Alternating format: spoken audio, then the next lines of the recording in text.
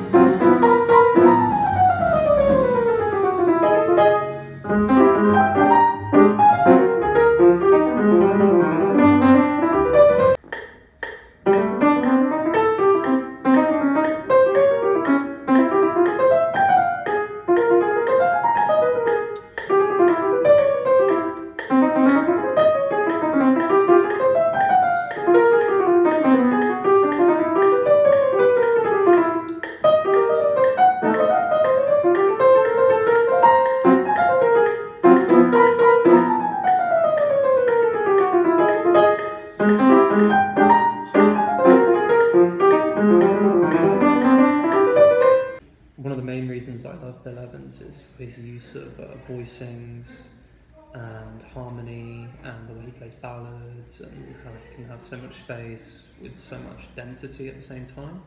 But in this solo at least, in the first chorus, it doesn't show as much. We see another side of him which is a lot more slick, a lot more smooth, playing over changes, using his vocabulary but still kind of having that harmonic knowledge and getting it out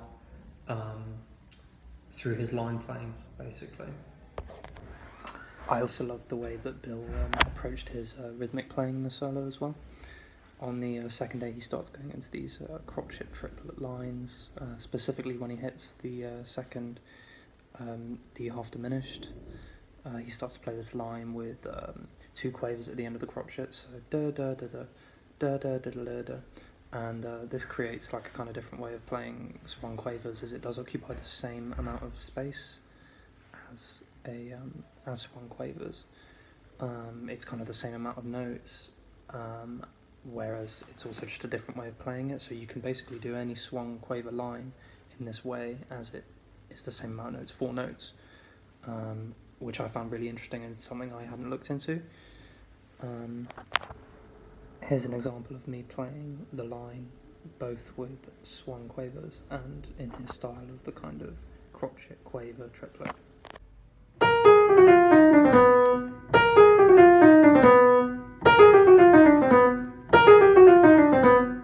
This is the full line.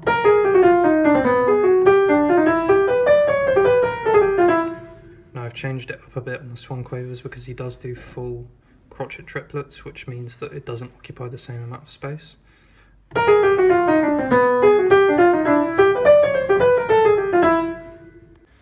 I wanted to apply this to my playing, so what I did was I took a chorus over the same tune and tried to apply it as much as possible in my playing. The way that Bill plays it, obviously with his voice leading and the chromaticism, is really quite hard to get down quickly and easily, so it takes a lot of practice, and that's something that I'm not there yet with, but it's definitely interesting and applicable, and it's really coming out in my playing, I find.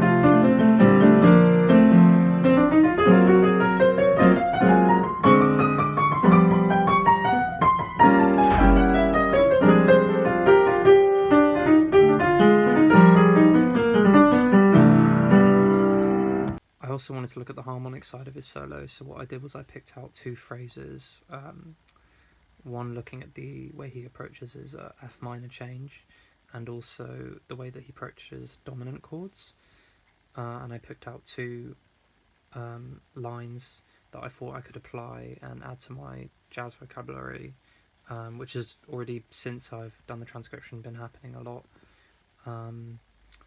So these are the lines. Here's the F minor line. Here's the lead up. Here's the dominant line. Here's the lead up.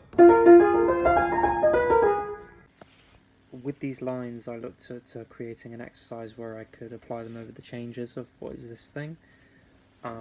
So using the F minor line, I played it over the major, minor and half diminished chords, and then the altered line, I applied them over the dominants.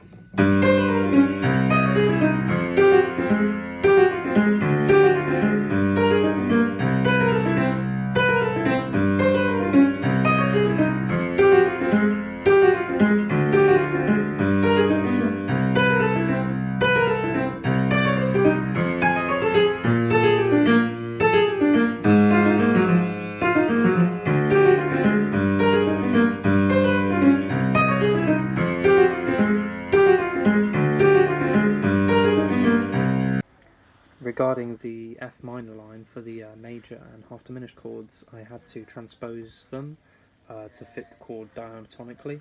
For example, I played the line in F minor over the D half diminished, and in B flat minor over the G half diminished.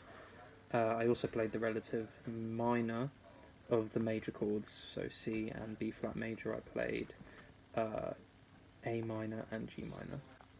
And over the A flat 7, I played the altered line in the key of E flat, which gave the line more of a Lydian dominant sound, as altered is normally used when the dominant is part of a perfect cadence.